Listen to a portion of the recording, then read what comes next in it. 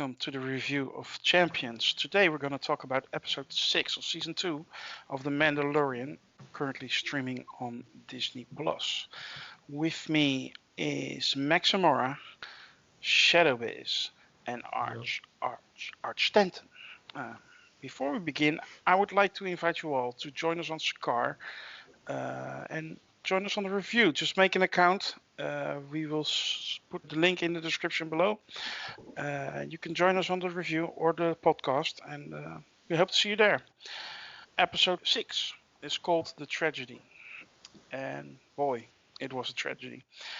Mando lands on a planet called Titan, where he was sent to by Ahsoka to find a Jedi temple, put Grogu on the Seeing Stone, and see if he can get in touch with the Force and call up a Jedi who is willing to train Grogu. Well, that happens, but not as planned. We get to see a beloved character from Star Wars from the past, and well, it ends with a kidnap. For those who haven't seen it, this is where the non-spoiler part stops. And to get into the spoilers and this episode, I would like to go first to ArArArchStanton to see what he is thinking about this episode. I was super excited the entire time. A couple of things just paralleling what the entire series has been about. Back when we reviewed The Siege, I talked about how that one built up like really well. Like, they just kept adding a little more and a little more to it the entire time. That's exactly what you get out of this episode. It started out with a nice little setup, bringing Grogu to the Jedi Seeing Stone. I didn't know how that was going to work, but the moment that turned on, that was a really cool, like, just sort of moment. I love that. Yeah. But then they kept just adding, like I said, just a little bit more to it. Some trouble shows up, has to be dealt with, but then a little more trouble, then a little more trouble, and then some allies show up that you didn't necessarily expect, which turns, I'm going to let somebody else talk about that, but that turns out to have some really epic, awesome moments. The way they set up just the fight choreography, and I was talking to Max about this before a little bit too. The way they staged everything and shot everything, you always knew where everything was going on. You really felt you knew how they were moving to get like an advantage in the battle, to move up to a hill. There was a moment where she kicks that big boulder down it right into some stormtroopers that are coming up to him, and you saw her kind of set up for that. I loved the whole way the entire episode was shot, but. Then it kind of really kicks into a super high gear when Moth Gideon shows up at the end. I didn't expect them to play this out so quickly, but I loved how they did it. Where suddenly you see the Dark Troopers come into play, and it gets real. That's when the real tragedy of the episode happens. I didn't know how they were going to end it. I was like literally on the edge of my seat, wondering, wait, are they going to rescue Grogu? Are they going to rescue him? Are they going to rescue him? And I didn't know. I was really just sitting there wondering what the heck was going to happen. And then, I don't know. They just packed so much into this episode. I thought it was fun start to finish. I loved what they did with Boba. And I loved how they just left it on this, not really a cliffhanger, but sort of. You really don't know where they're going at this point. I got some ideas. I'll let Max and you guys talk about it in just a second, like where you think this might be going, but it's really super open-ended, and I'm really intrigued for like the next couple of episodes here. Biz, what do you have?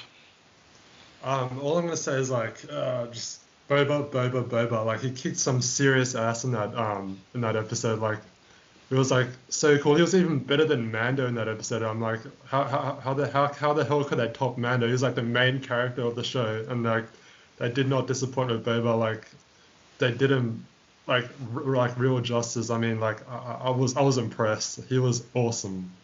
Apart from everything, I mean, with everything else, yeah, it was a stellar episode. Even though I couldn't believe that it was 30 minutes long. Like, because I noticed that detail somewhere online, and like I asked a friend of mine, like, is it really 30 minutes long? I was like, yeah. It was like, I was a bit disappointed there. But then when I watched the episode, I'm like, that disappointment just disappeared, like, straight away. I'm like. It was a great episode, like action heavy again. The Dark Troopers, I still don't know what to make of them yet. Kind of robotic, and then like they appeared, and then they were there for like a second. I thought it was going to be a bit more than that, but it was still good. But Boba again, awesome. Yeah. Max?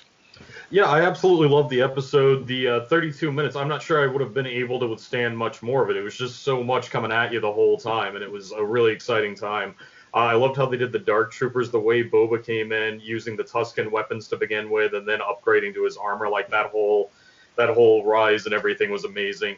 But I think the name of the episode wasn't necessarily for the kidnapping, but for the loss of the Razor Crest and his amazing blaster. That's right.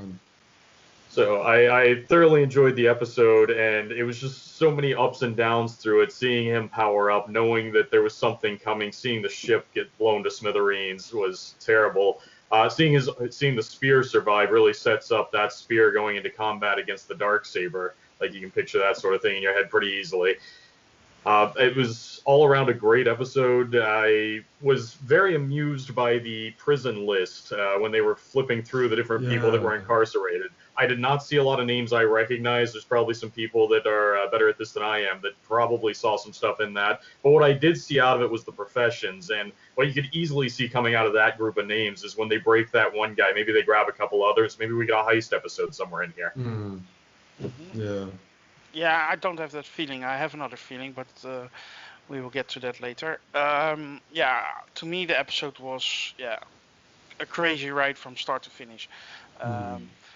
My favorite part was Mando trying to breach through the Force beam, if you can call it that, like 3 times. You think he would have learned after 1 or 2 times, but yeah, and some people who are have a little bit of anxiety. Did he get his jetpack back? I don't know. Maybe it's just still standing there, but I guess he did. And yeah, overall, I couldn't have wished for anything more. I always loved Ming-Na Wen in anything, so to see her come back to the show was great, and it was a great callback to the episode that was considered the worst of season 1, because that ending in the end paid off big time in this episode.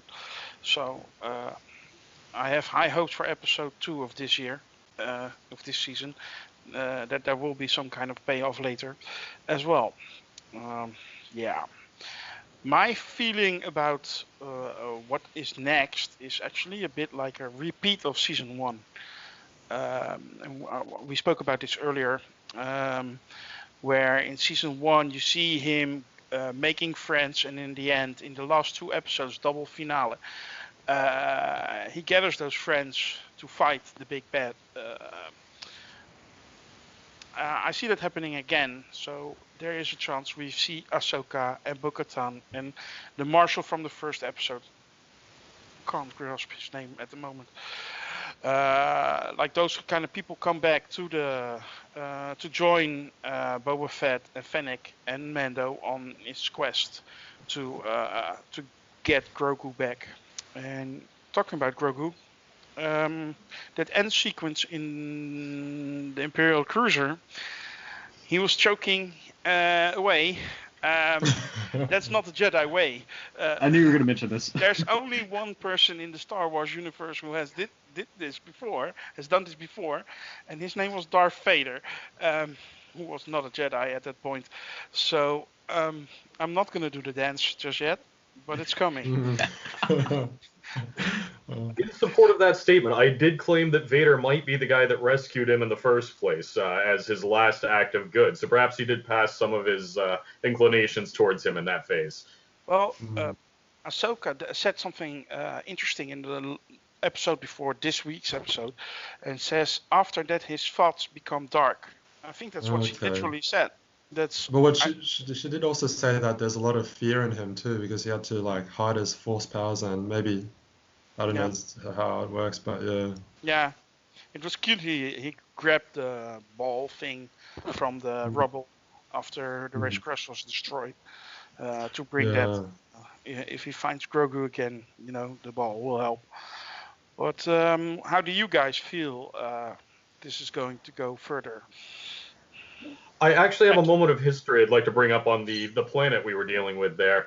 That planet is known as one of the 3 likely origin points of the Force. It was, well, not the Force, but the understanding of the Force among people. It was actually from a group prior to the Jedi called the Jedi or something. There's a hyphen in there. But it is a very ancient place. So there was a connection to that was very natural, which is why it was the place to send him rather than just anyone. It was one of the places where the Force is strongest in the entire area. Arch? I think what's likely to happen, or what I kind of see happening here, is Mando and Boba may not know exactly where to go, but you mentioned earlier that Bo-Katan and her group is around. They might be on separate missions to sort of meet up with them. Obviously, Bo wants to get the Darksaber back.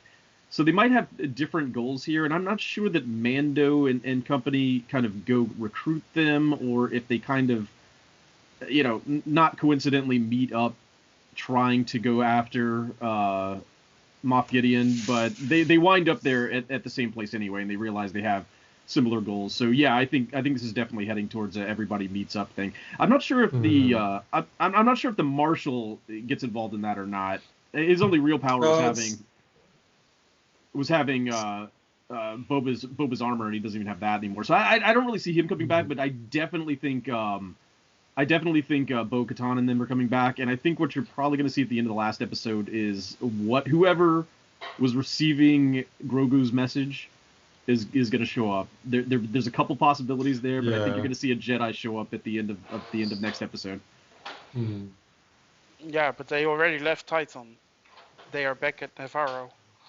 I don't know if they're not too far from Tatooine, so they could pick up the Marshal. It was mentioned in the first episode this season that he would like to see him again or join him on another mission or whatever. Okay. So I don't rule it out. Me neither. I mean, they also did they grab everybody in the first minute or so in the 7th episode of last season, just to grab everybody. So that didn't take that long.